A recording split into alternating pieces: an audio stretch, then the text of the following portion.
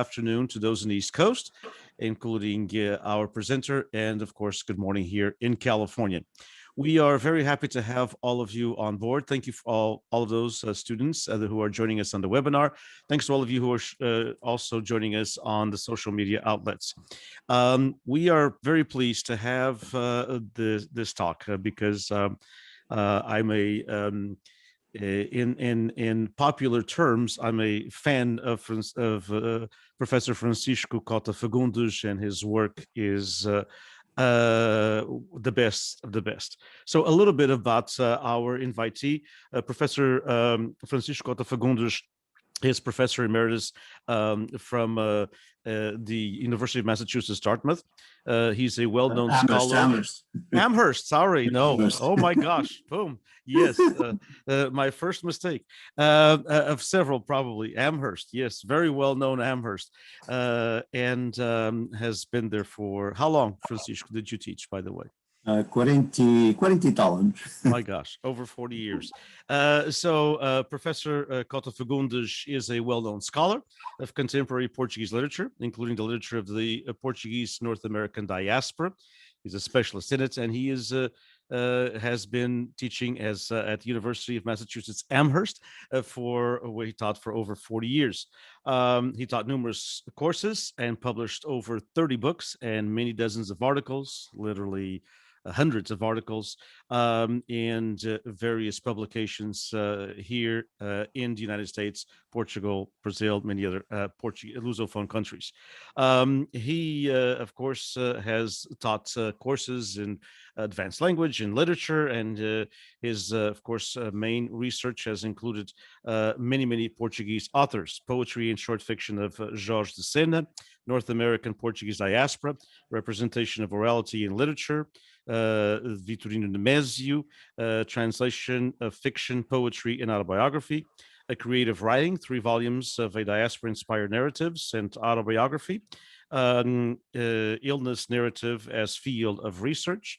Some of the publications, and I'm going to just talk about a few of them because it would take the entire hour to talk about all the accomplishments, but the translation which he will be dealing with, Mau Tempo no Canal, Stormy Isles. And of course, he has published many other books narrating the Portuguese diaspora, Portugal pelo Mundo Disperso, a co-edition, and Metamorfoses do Amor, Estudos sobre a Ficção Breve de Jorge Sena, Edições Salamandra, 1999. He has his autobiography is one of the books that I believe should be, and I'm thinking it is, in some of the universities that teach Portuguese American literature, that his autobiography should be read by all. I recall when he first read excerpts of it at one of the symposiums, at the first symposium that he attended, and he had our high school students, which sometimes are not the most attentive in the world, but they were attentive, they were participating, and they talked to me for months about how impressed they were, how touched they were, how moved they were by his autobiography. He's received numerous awards and accolades, and we are certainly happy to have him here to talk about the Stormy Isles. Francisco Cota Fagundes, his talk, as I said, will be about Stormy Isles, and it is an Azorean tale translating literary heterolingualism and coastal whaling. The novel Mau Tempo no Canal was first published in 1944, and in 1998, Professor Francisco Cota Fagundes translated the novel into English, and of course, as I said, retitled it Stormy Isles, an Azorean Tale. Welcome, my dear friends. Welcome, Dr. Francisco Cota Fagundes, to Fresno State, although virtually, as soon as this pandemic is over, you have already told us that you would be here in person, and we're very much looking forward to that. Yes, Tulare, my old home. We won't talk about all the bad memories. We'll talk about the good memories. Well, thank you very much, Dinesh. Thank you for the generous introduction, and welcome to our friends and to people who may be listening to me, whom I have not yet met. Well, I am going to talk about my translation of Mau Tempo no Canal, which I entitled Stormy Isles and Azorean Tale. And I am going to talk about some aspects of the translation. I am going to assume that people are familiar with the novel. However, just to play it safer, I am going to start with a fairly lengthy summary of the plot for the benefit of those who may not have read it in some time. Okay, so Stormy Isles might be considered a contemporary parody of Shakespeare's Romeo and Juliet. A modern parody, as opposed to traditional parody, is not a comical imitation of another work of art. It is, as Nemesio's novel can arguably be said to be, a work that comes close to the parodied work in some respects, although notably different in others. Or to quote Canadian academic Linda Hutchins' definition of contemporary parody, quote, repetition with critical difference, end quote. In the simplest of terms, the main plot of the novel may be summarized as such. Let's see if I have the right. Margarida Clark Dulmo, the main protagonist, is the daughter of an aristocratic father whose Flemish ancestors were among the settlers in the 15th century of the island of Fayal, particularly the city of Horta. Her mother hails from English merchants who came to the Azores in the 1700s and became economically and socially prominent. Margarida's father, Diogo, however, is an irresponsible administrator of the family fortune, consisting of real estate, rented properties, vineyards in Pico, and the whale fishery. He is also an incorrigible womanizer, and so is Margarida's maternal grandfather, Charles William Clark, who is now on his deathbed. Margarida is being courted by João Garcia, a recent University of Coimbra graduate, who is the son of Januário Garcia, a former employee of the Clark Dulmo's firm, Clark & Sons, fired for alleged theft.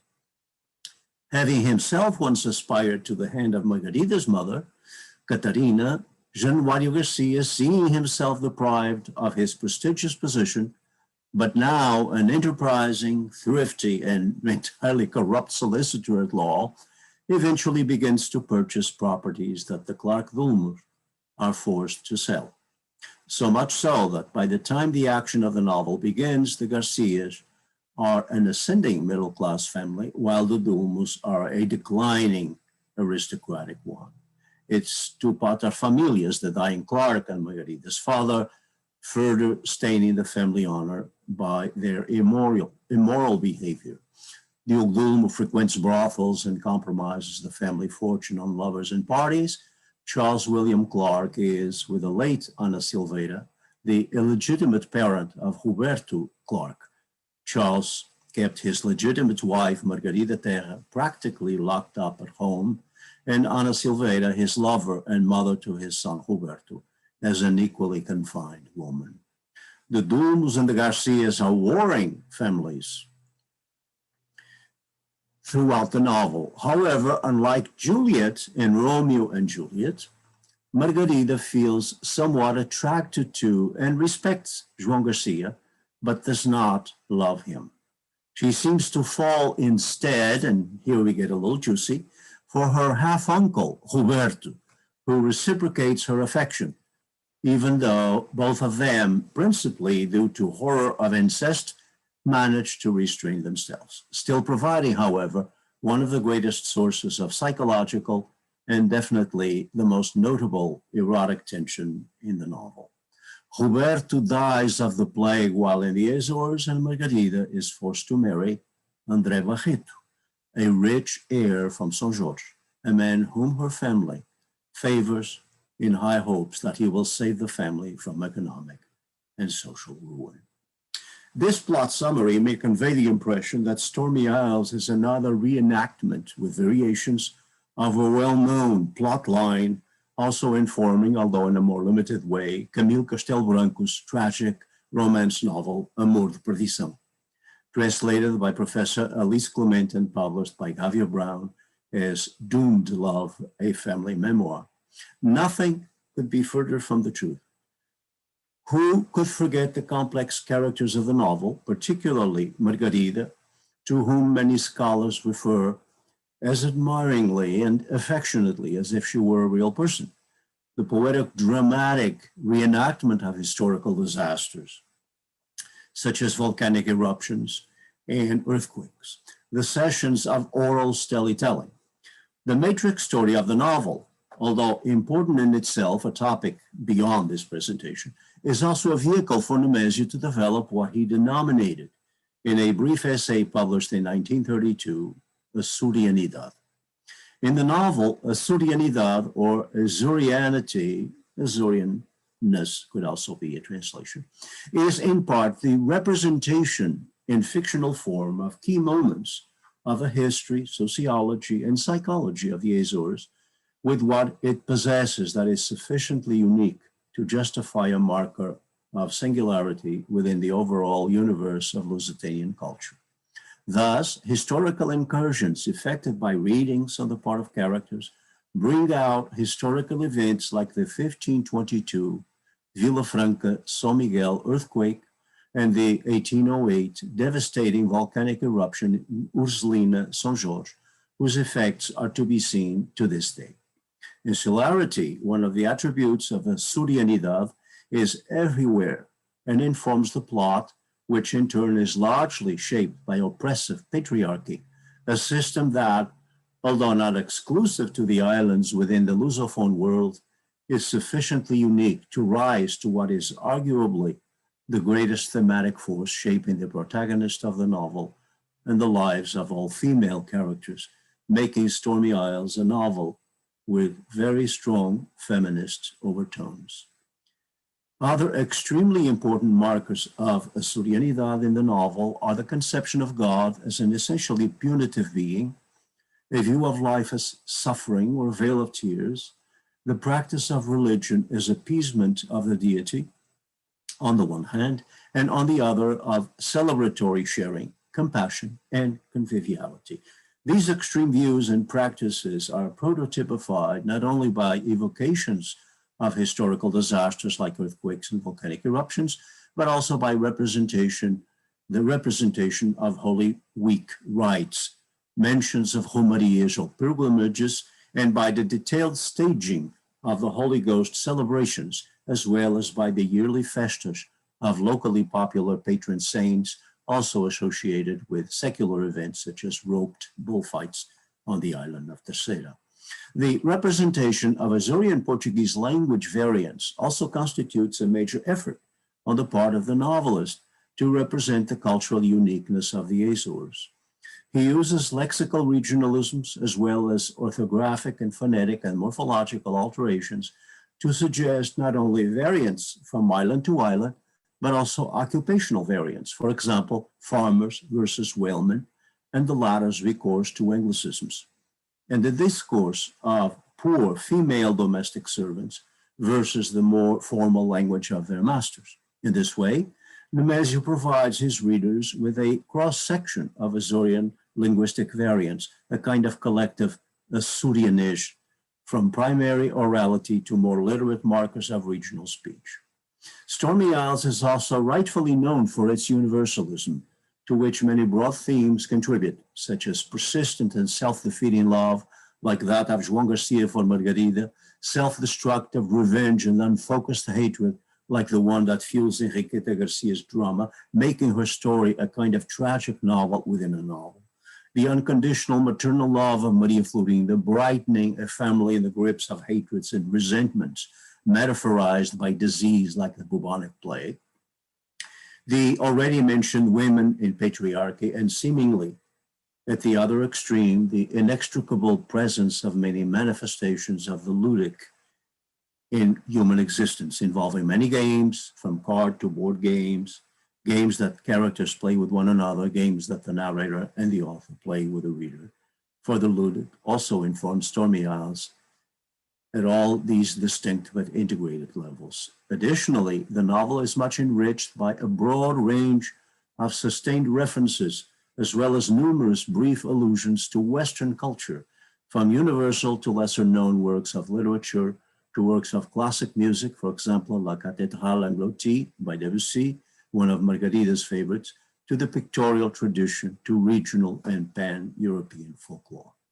The main action of the novel takes place between 1917 and 1919, historically one of the most culturally and economically effervescent periods ever experienced by Fayal, and to a lesser extent by some other islands of the Azores. The little city of Horta, whose port had hosted thousands of whaling ships along the 19th century, had now once again become a port of call, not only due to its coaling stations, but also for being the key Azorean city of the transatlantic cable, which attracted attracted small colonies of English and German families. German and English characters peopled Stormy Isles. One of its main characters, Roberto, as already stated, is an Azorean of English background who has been living in London for decades, but is now visiting his family in Fayal.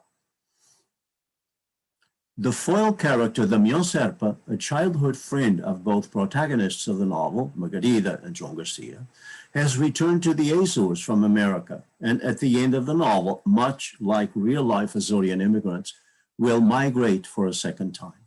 News of immigrants visiting the islands from America or descendants of Azorean immigrants living in Brazil but still affecting their ancestral islands are a constant in the novel. In addition, the Baron of Urslina temporarily hires a Dutch technician to modernize his dairying enterprise on the island of St. George. Illustrious foreigners who visited the Azores throughout its history are mentioned in the novel, among them Van Linschoten, 16th, 17th century, François René de Chateaubriand, 19th century principally, and his famous Voyage en Amérique, and Prince Albert I of Monaco, 19th, beginning of the 20th century, in his voyages of deep sea exploration aboard the ship Hirondelle. No wonder that, given these stirrings of cosmopolitanism through characterization and evocation, Stormy Isles should be noted for the presence in it of heterolingualism. As the prefix of this ugly word suggests, heterolingualism, also commonly referred to as heterolinguism, less ugly, refers to the use in the novel of several foreign languages. While not all of these languages have the same quantitative or overall novelistic relevance in the text, Stormy Isles presents brief to extensive use of 6 languages besides Portuguese, from a few lines of text to lengthy paragraphs, and it contains many examples of word formation or loan words, particularly derived from English. As we shall see, most of these borrowed words and expressions, although not all of them, are related to whaling. In order to appreciate the presence of all these languages in a novel ostensibly and intensely about the Azores, and to grasp some of the challenges involved in translating them to English, let me briefly outline the basic function in Stormy Isles of each of these 6 foreign languages: ecclesiastical Latin, English, French, German, Dutch, and Castilian. A 7th language, Italian, employed to designate tempo markers, is also featured in the titles of some of the chapters of the novel. Ecclesiastical Latin is employed and quoted in Holy Thursday, actually I should say in Good Friday ceremonies in the Horta Cathedral, attended by the main characters of the novel, as well as many secondary ones. English, the most frequently used foreign language in the novel, is the primary language spoken by one of the 4 main characters in Stormy Isles, Roberto Clark, and is a language known also by the character the Serpa. Roberto engages his half-niece, Margarida, in conversations in English, a language of which she has some knowledge. Many English terms are used throughout the text, including those terms and expressions constituting Latinized borrowed words used in the Azores and not related to whaling. Many of these terms, which I grew up knowing, and so did Dinesh, were brought from America by Azorean immigrants returning or visiting the islands. After English, French is the language most employed in Stormy Isles. The use by the novel's third-person omniscient narrator of French terms is prevalent, something that may be said about many examples of modern Portuguese fiction today. What is less common, however, is that fairly lengthy, as long as a third of a page, excerpts of Carrière de Navigateur by Prince Albert I of Monaco should be quoted in the original with no translation provided by the author. This book by Prince Albert, an amateur biologist and an explorer of the seafloor, records a severe storm at sea aboard the exploration ship Hirondelle. That storm aboard the Hirondelle, along with the typhoon depicted in Joseph Conrad's novella of the same name, often referred to in Stormy Isles as being a favorite of the protagonist Margarida, comprise the titular intertextual storms of Stormy Isles, whose principal all-encompassing metaphor, as is obvious, is that of a cyclone bursting upon a group of central islands of the Azores right at the beginning of the novel, and then lingering over the lives of a number of their inhabitants. Even the dog of the Hirondelle, Satan, has its counterpart in the canine character Asud of Stormy Isles. German and Dutch emerge in connection with the character Van Damme, the dairy technician working in the Baron of Ursulina's dairy farm. Margarida is staying at the Baron's after her dramatic participation in the whale hunt that took her, a group of whalemen and 2 harpooned whales, to a pebbly beach in Saint-Georges. As Margarida, having taken lessons in German with Fräulein Wartel of the German colony in Horta, has a rudimentary knowledge of that language. It is in German that she attempts to communicate with the technician, while he, speaking a language similar to German and having a barely existent knowledge of English and an even more limited knowledge of Portuguese, mixes elements of all of these languages, but always ends up reverting to his native Dutch, producing a strange multi-language melange that provides some of the key moments of the ludic in the novel. Ludicity in Stormy Isles being a subject about which much remains to be critically explored. To provide but one example of languages in humorous contact between Margarida and Van Damme, I quote from my translation of a brief interchange between the 2 characters, one day that Margarida uses her overly past participle-laden German to ask Van Damme a simple question, a pretext to engage him in conversation. I'm going to quote just a couple of lines. I don't know Dutch, so my pronunciation of Dutch is completely wrong. German, I do know how to pronounce because I did study German. So it goes something like this. Waren Sie schon in Schwenningen, Herr Van Damme? Ja, Jungfrau, Schwenningen liegt waar beach, Gravenhagen, close to the Hague fishing beach, sehr hübsch, very pretty. Netherlands is Heilige Land, my country, a lot of water, canal, tulips, and so on and so forth. You get the idea.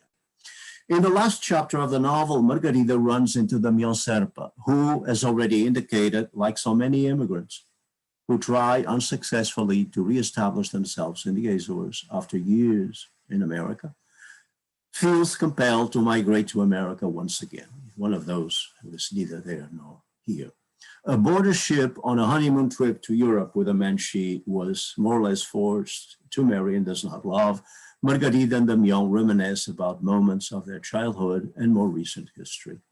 One piece of news she shares with him is the fact that she has been studying Dutch with Van Damme. Reason? On her father's side, she hails from a family of Flemish nobles.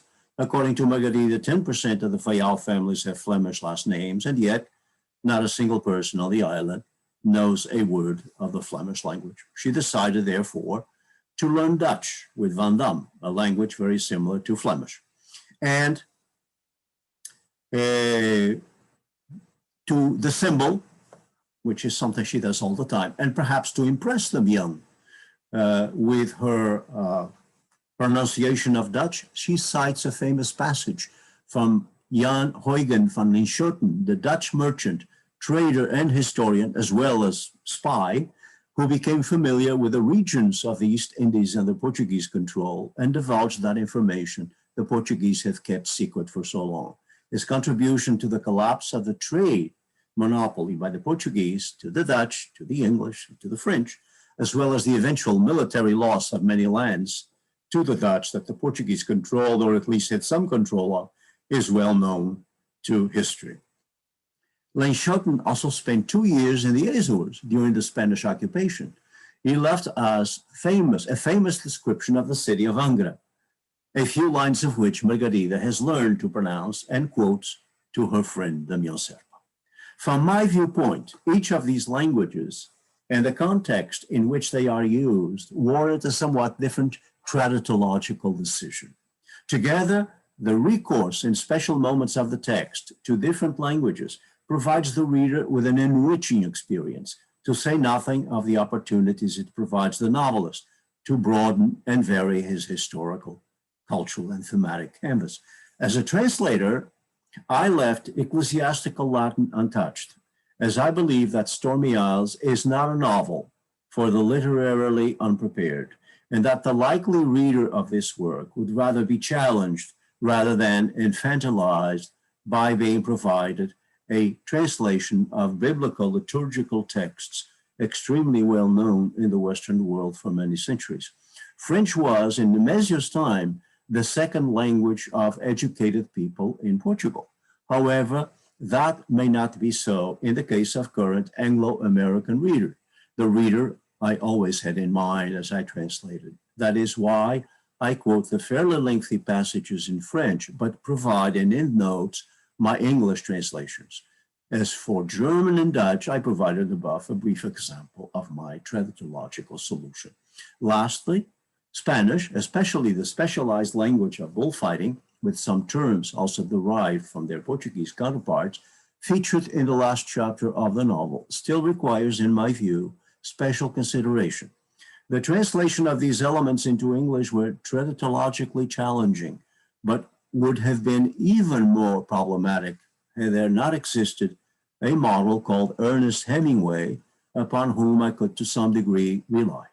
His novel, The Sun Also Rises, 26, has a famous scene on bullfighting in Pamplona, and his nonfiction, Death in the Afternoon, 32, about the Spanish tradition of bullfighting contains abundant examples of translation into English of language related to that tradition, not part of Anglo-American culture. Who knows if these and other works of Hemingway, as well as novels like Sangre y Arena, 1908, by Vicente Blasco Ibáñez, and the American film based on that novel, Blood and Sand, 1941, directed by Ruben Mamoulian and starring Tyrone Power and Rita Hayworth, bore any relation to the famous sequence in the last chapter of Stormy Isles, which in the reenactment of the often fictionally depicted scene of the beautiful girl watching a bullfight, the recently wedded Margarida first appears in public with her husband, André Barreto, to watch a corrida in the Praça de São João in Angra do Heroísmo. One of Hemingway's approaches to the translation of bullfighting terminology seems to me to be worthy of imitation. Utilize the Spanish term and then provide a literal translation of that term in the target language, and never overdo this technique, but rather rely on context to also convey the meaning of terms left in the source language, and always select these terms carefully to avoid undue difficulties for the reader. I believe that a scattering of untranslated words, in my case in Spanish and in Portuguese, contributes to local color and provides a note of linguistic defamiliarization, always to be appreciated, to accompany the translation of a cultural tradition that is also not familiar to the reader. And then I give some examples, but I will not read that in the interest of saving time. In the question and answer session, maybe we will have a chance to return to this.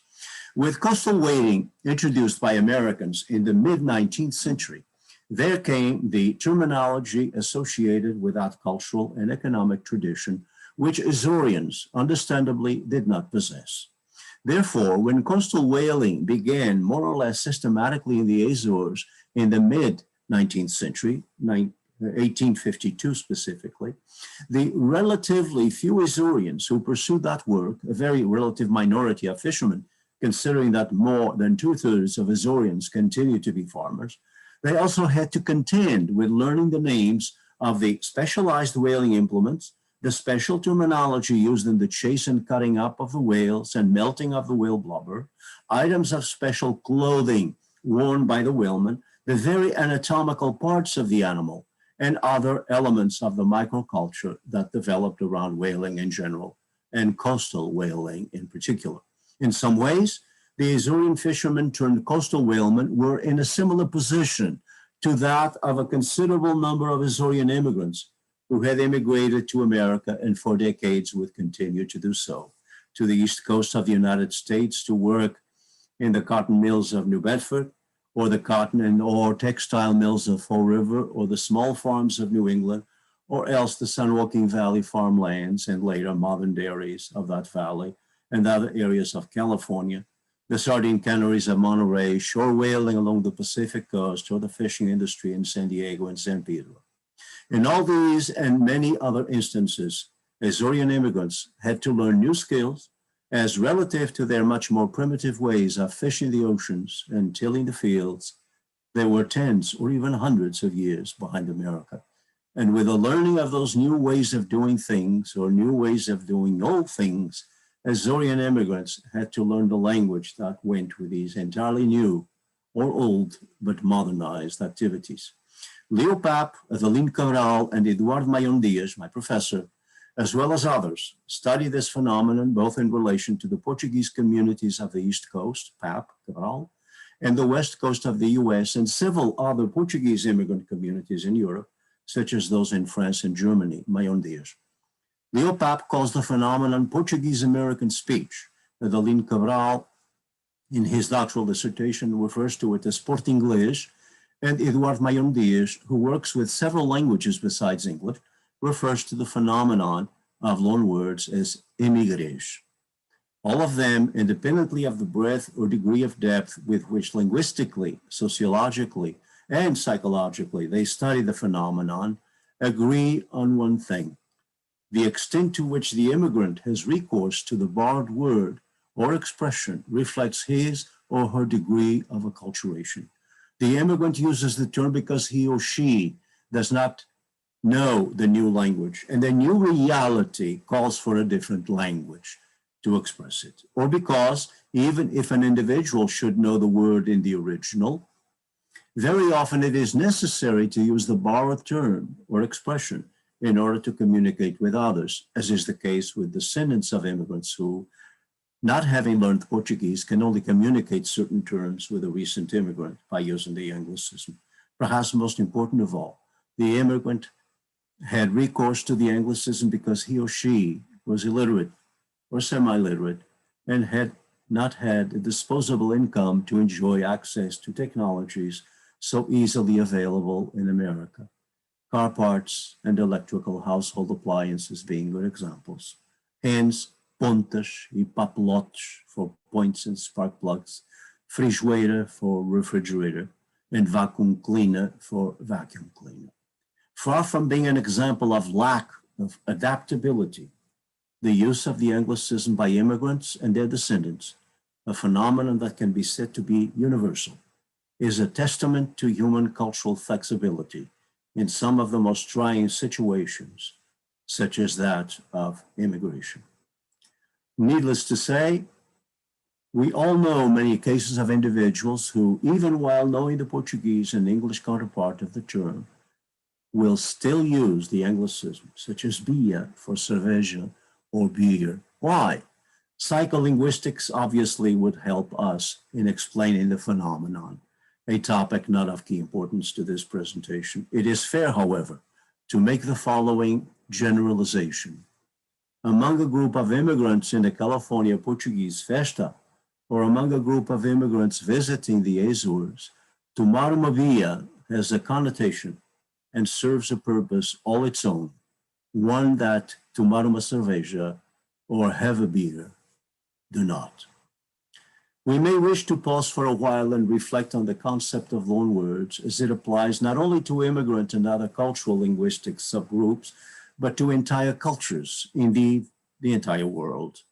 Let's think for a moment to provide an obvious example in which we have been immersed for the past 3 or 4 decades of the torrent of lexical borrowings that came into Portuguese, to mention but this language, with the technological linguistic borrowings happening with the information revolution and its spin-off technologies.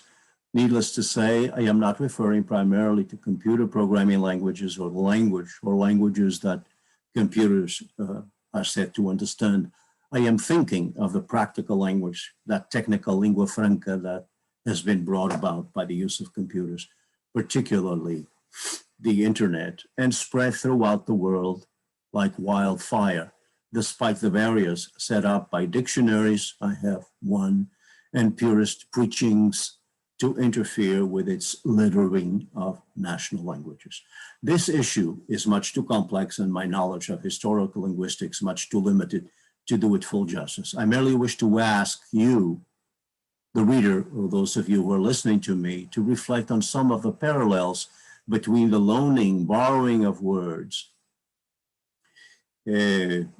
related to whaling in the Azores, while reflecting, I lost myself a little bit. While reflecting on these issues, ask yourself, those of you whose dominant language is Portuguese, or who are teachers or professors of Portuguese language and cultures, whether within the next few decades, you will be checking information em linha, as some in Portugal presuppose, or would have us believe, or online, as millions of Portuguese speakers the world over would say. Which one of these will ultimately prevail? Although I don't intend to suggest that the Azorean immigrants and the Azorean shore whalemen are in exactly the same position vis-a-vis borrowed terms, linguistically speaking, they share this one need, that of a new terminology to express a new or previously unknown technology or practice in the workplace. The process of Latinization, such as assignation of gender, conformity or attraction to Portuguese suffixes such as eta, frijoada, perceived phonic approximation of a word or expression such as arios for Arctic Ocean and bergs for icebergs, or son of a gun for son of a gun, or son of a bicha for its English counterpart, as well as many others, are all to be found in numerous examples provided by Leo Pape, Adeline Cabral, and Eduardo Mayon Dias. I add, in a paper published in '74, dozens of Anglicisms learned and used in 3.5 years of work in the dairy farms of Tulare. I must also reemphasize that the dozens of Anglicisms, both anglicized proper nouns and common nouns, as well as phrases and expressions and literal translations and so on, are not necessarily attributable to the establishment of coastal whaling in the Azores. Many Anglicisms that circulate in the Azores to this day, and commonly did so during my childhood 6 decades ago, stem from use on the part of visiting or immigrants returning to the islands to stay permanently, who continue to use them for convenience or for psychological reasons, as indicated above. In this category are, among many others, the following Anglicisms, about half of them to be found in Stormy Isles as well. Alvarós for overalls, marqueta for market, injarrobas for Indian rubbers, shut up, thank you for thank you, money, money, rough, não se frame, don't be afraid, açucrim or açucrinho for ice cream, rock for rock, and so on and so forth. Nantucket and Bedford for New Bedford. We may be sure, however, that the following nouns and expressions all derive from whaling, pelagic or coastal. Chipeira, carispade, baila, handbailer, blows for there she blows, espalmo from spout, froca from frock, meaning men's shirt, lagayette for loggerhead, and pulayet from the rowing chant, pull ahead, pull ahead. I could not confirm, let me hasten to add, whether Nemesiu invented or modified any of these whaling terms or expressions, or whether he ever heard them or reproduced them correctly.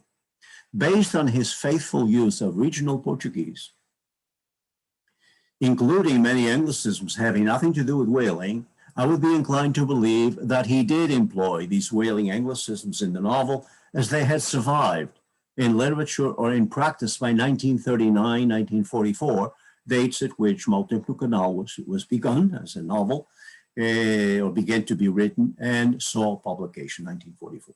Although, as indicated earlier, coastal whaling survived in some areas of the Azores until about the 1980s, which is quite notable. The fact that Nemesiu used italicized the top and so on. Now, this paragraph is a bit technical. I will spare you that paragraph. As I translated Stormy Isles, I knew I had at least two ways of translating these and the other whaling terms and expressions occurring primarily, although not exclusively, in chapter 29 of Stormy Isles, entitled Barcarolle.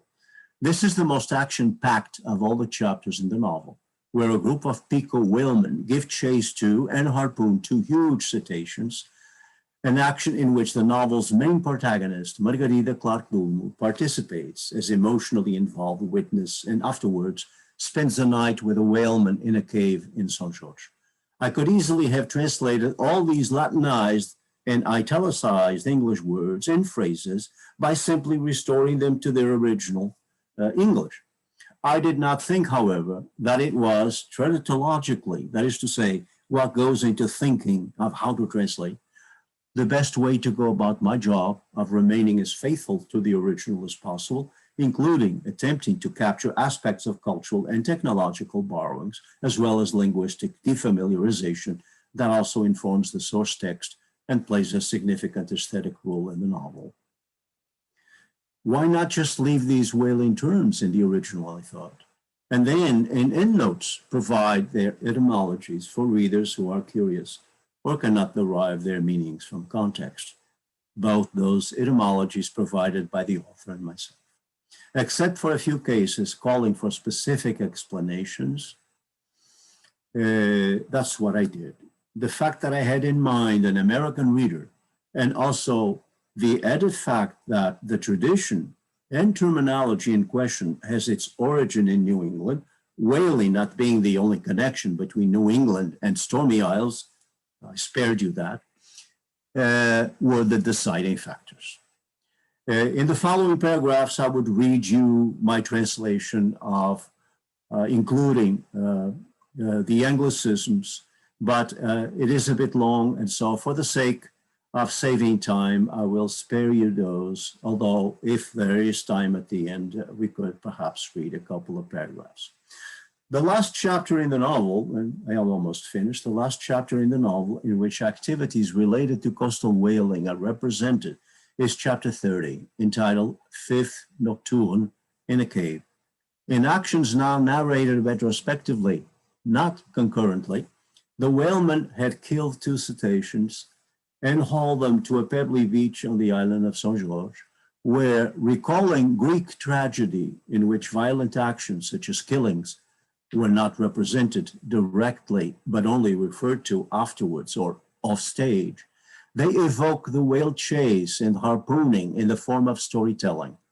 As the whaleman, in the presence of Margarida, who will spend the night sleeping in the cave, along with them, recall the recent dramatic events, the reader has a chance to bear witness to the suspenseful dangers involved in the harpooning of a whale, the precariousness of human and animal life, and the highly dangerous adventure of whale hunting, and how factual occurrences are deeply transformed, hyperbolized, and indeed rendered mythical as they become fodder for oral storytelling.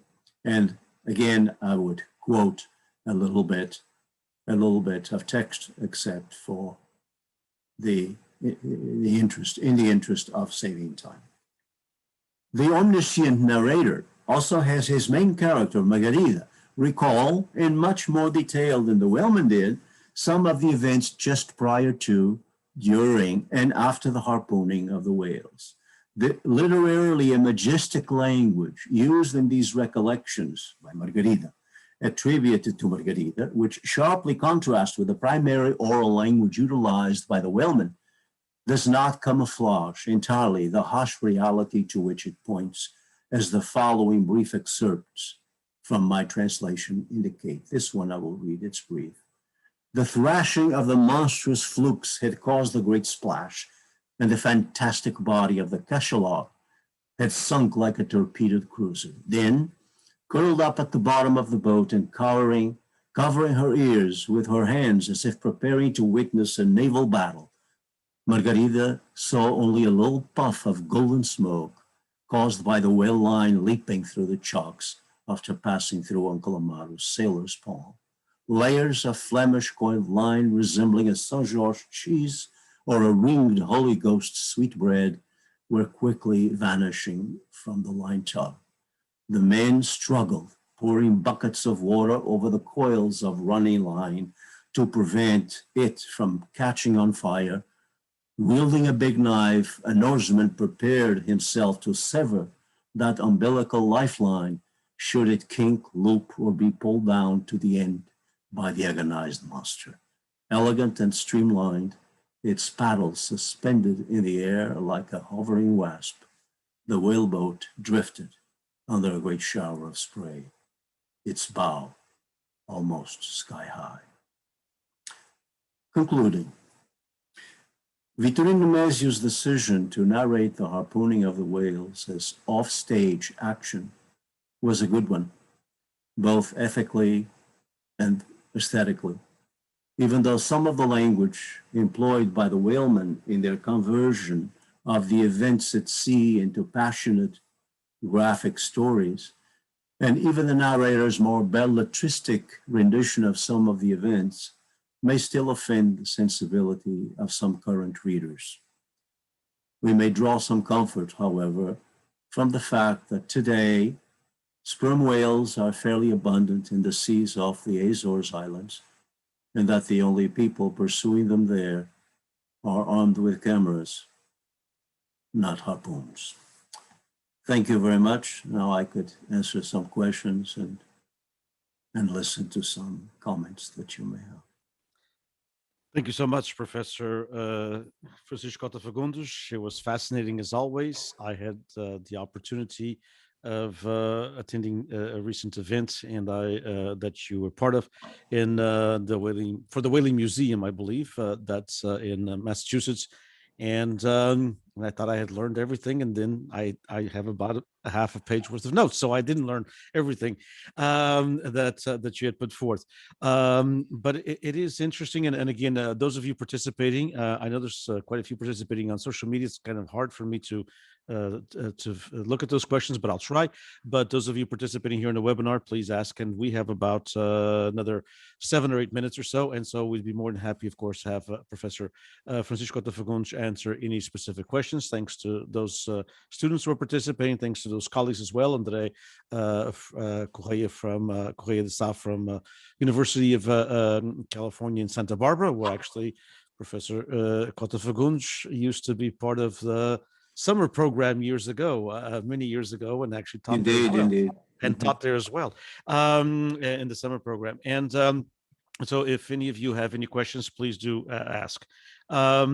It's fascinating to me, the Anglicisms and how you've made that comparison to the immigrant Anglicisms and how they were used partially in some aspects as well, also by Nemesio. And these especially the Portuguese American language, or Portuguese or Emigrés, as you so eloquently stated by all three researchers, these weren't always seen in Portugal in the Azores with the same eyes that they are seen today, including in scholarly work. Yes. And so what made you go that direction? Well, Denise, that's an excellent observation, Denise, an excellent question. You probably remember I came here a little earlier than you, and I took some time to return. But every time I returned, I heard someone make some kind of offensive, sometimes quite offensive comment about what they used to call as torresmadas dos imigrantes, you know. Of course, immigrants used those terms, even when it was not necessary, because it was their prerogative, I mean, for whatever reason. But those who knew better should not make fun of anyone, because I don't think they made fun of us when we sent our checks to our relatives and so on. So, but equally surprising, or perhaps even more surprising, was when years later I went back and I began to notice that those who used to make fun of the way that we immigrants spoke, were using our expressions. In fact, so much so that I found them in the novels of José Saramago, you see. For example, the expression é suposto, não era suposto, which is not standard Portuguese. It's become standard Portuguese. And so when I first read it in one of the novels of José Saramago, he can't be using this. Well, he was, because you see, that's the way language works. I mean, think of soccer, football, yeah, o nosso football. What would be football without the English terminology? You know, because the English invented the game. Okay, the terminology surrounding the telephone, starting with the está lá, and the railroads, also stemming from England.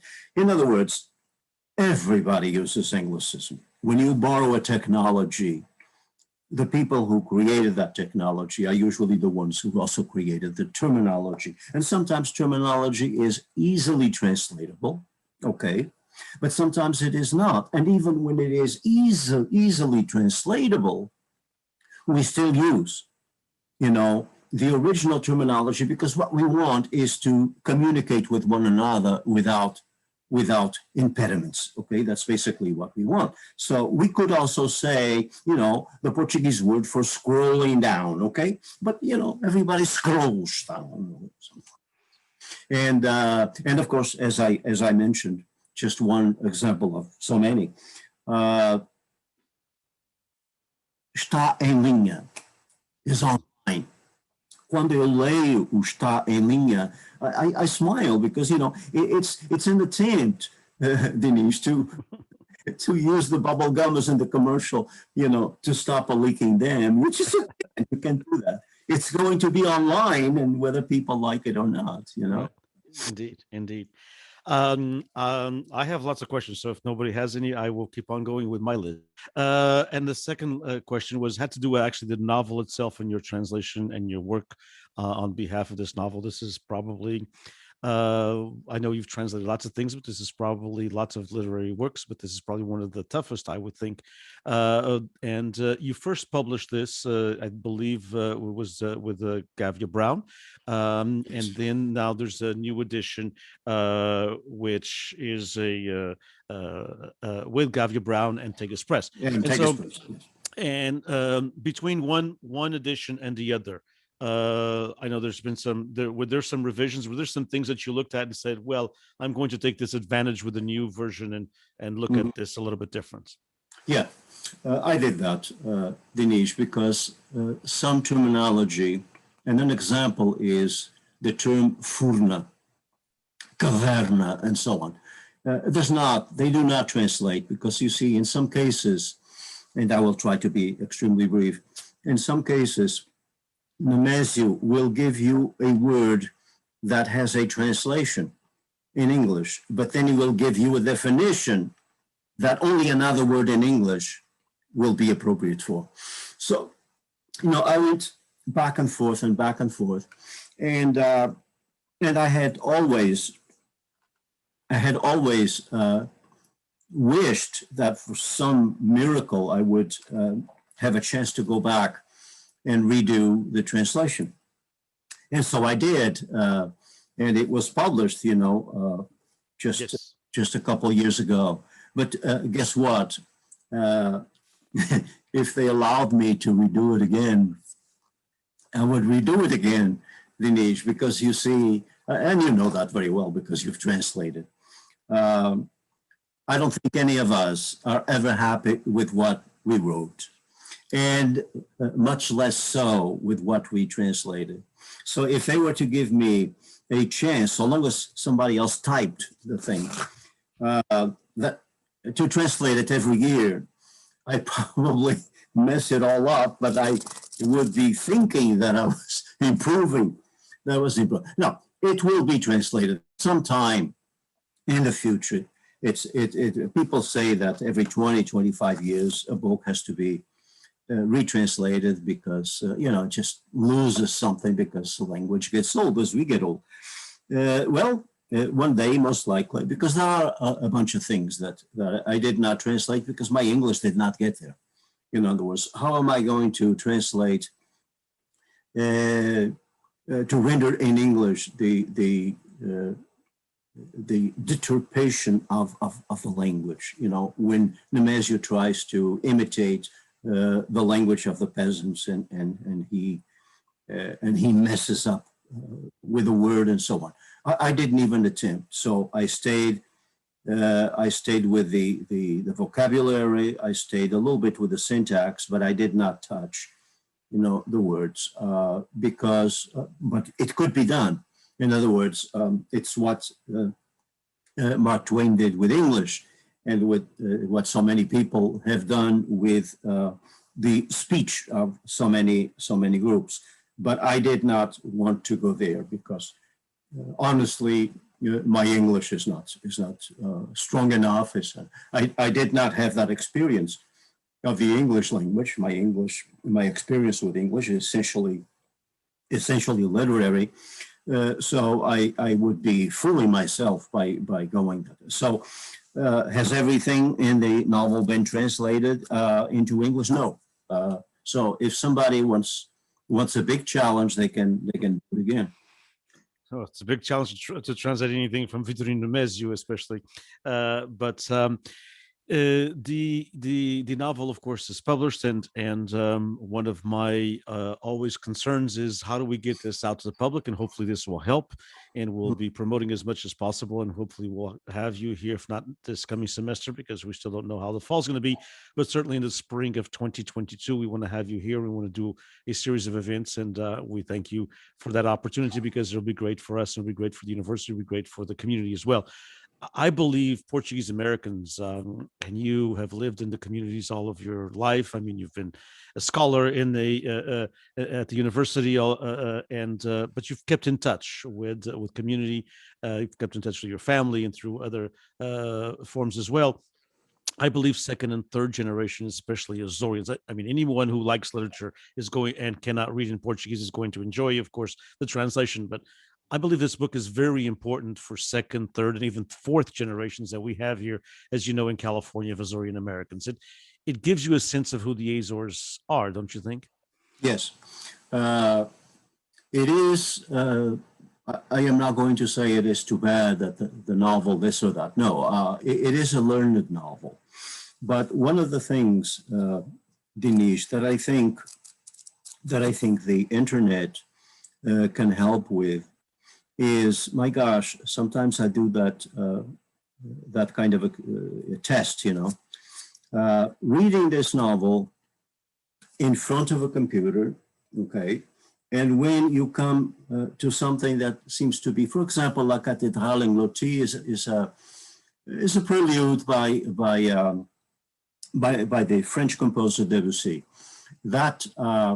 That piece of music is a programmatic piece of music. There is a story behind it.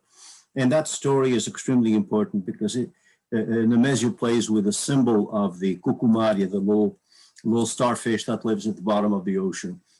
And the Cathedralengloti is depicts musically a legend of Brittany, and that legend has to do with a cathedral sinking down, as punishment by God, beneath the waves of the sea, but you can still hear the bells and so on and so forth. Now, if you know this story of La Cathedralengloti, you can apply it to Margarida. If you don't, yeah, it's a chunk of the novel that you, but if you come to La Cathedralengloti and you Google it, what is the Cathedralengloti? In 2 minutes, you know the story. You see, you can actually see the places where the action of the novel for the most part takes place. So there are many ways in which people can. And if you get to the other end of the novel, you have a pretty good idea about the Azores. Obviously, no one is going to write a novel to say everything about the Azores. Sure. But you have a pretty good idea of what life in the Azores has been, along the centuries. Indeed. And we're coming upon the end. Thank you so much. And to those of you who are listening and watching also through the social media outlet, again, this is what the book looks like. And you can get it nowadays. Everybody buys everything online. It seems like with, of course, bookstores, lots of them being closed certain hours, certain days, you can get them through any of the online services and directly from Tegas Press as well. And I must say that the introduction, done by Professor Francisco Cota Fagundes, is in itself a mini course of Azoreanness and Azorean history and the works of Vitorino Nemésio. Please don't read the novel without reading. That's why it's there, first of all. But sometimes people have a way of skipping the intros.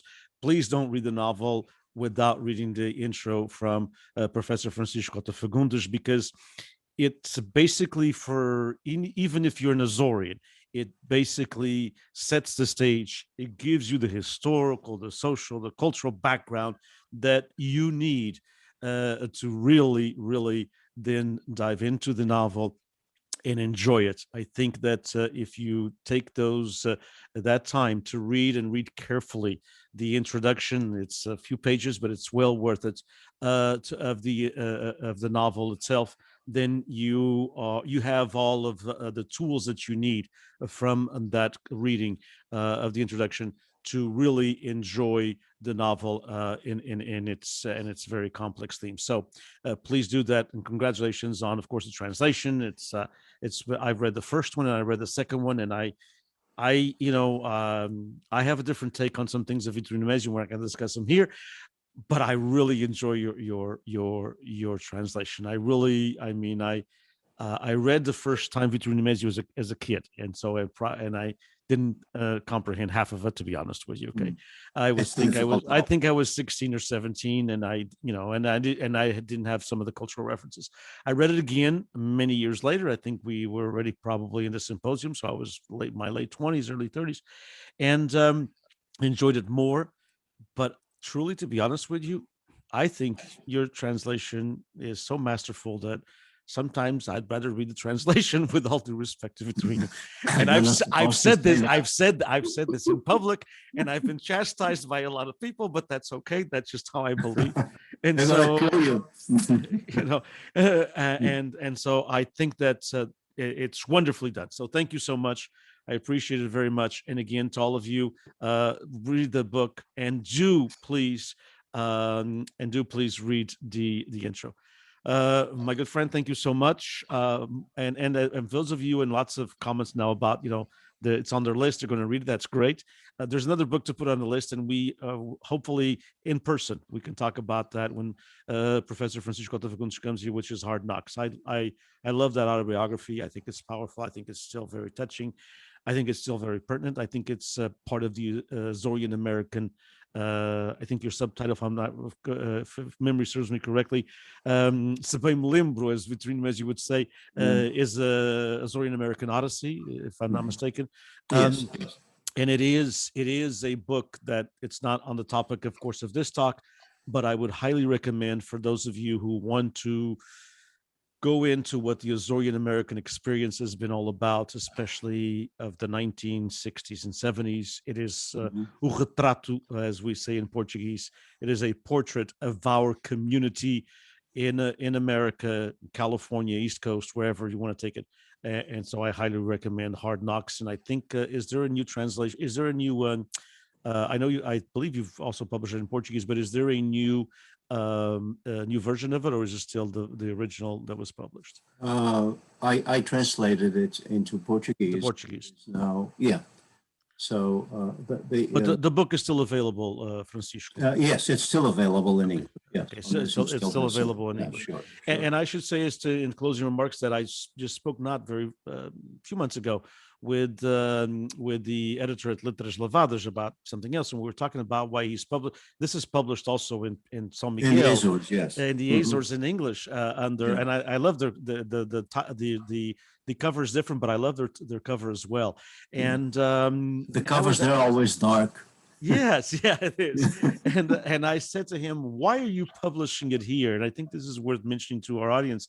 Why are you publishing it here? I mean, it's available in Portuguese, and he tells me that it's one of the, there's lots of negativities, but it's one of the positive things of the cruise ship industry.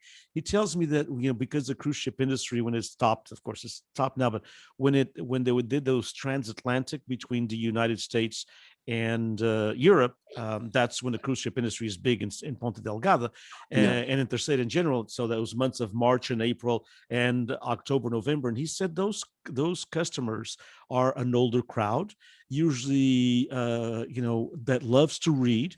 And they've been sometimes on a ship for 3 days, sometimes they're out of reading material or whatever. And they read in English. Yeah. And he said they would come in to the book store, Letras Lavadas bookstore, and they would ask, what can we buy in English about the Azores? Not just a picture book, not something about, photography, novels, or, we could bring up short stories, fiction.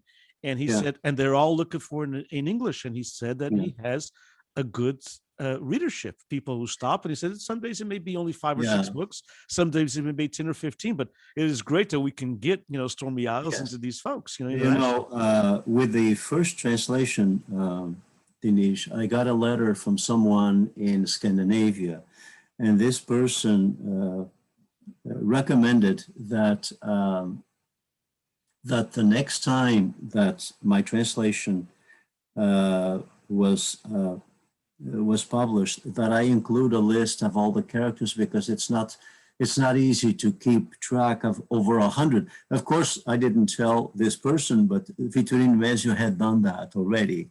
And so this time I included the characters, because to keep track of all the characters, there are over 100 of them. Yes. It is very difficult. If you are to count all the tiny little characters that appear once in a while, those who have already died but are mentioned, it's over 100. So I didn't know it was over 100. I knew it was literally dozens and dozens and dozens. Yes. Over 100. Yeah, fantastic. If you count the dead ones and the specters, ghosts, and the Walking Dead and all of that, over 100. Well, thank you so much, Professor Cota Fagundes. Thank you so much, my friend. Thank you for and we will be in touch, and we will see you soon here on another event we're going to have. But we'll see you in person in the spring of 2022. Thank you so much. Appreciate it. And thanks you all for following. Visit my old Tulare. Yeah, and you have, yes, indeed. We have to do something in Tulare, and we're looking forward to having you at the university. Thank you so much. I'm looking forward to it, Dinesh. Thank you. Take care. Bye-bye. Thank you all.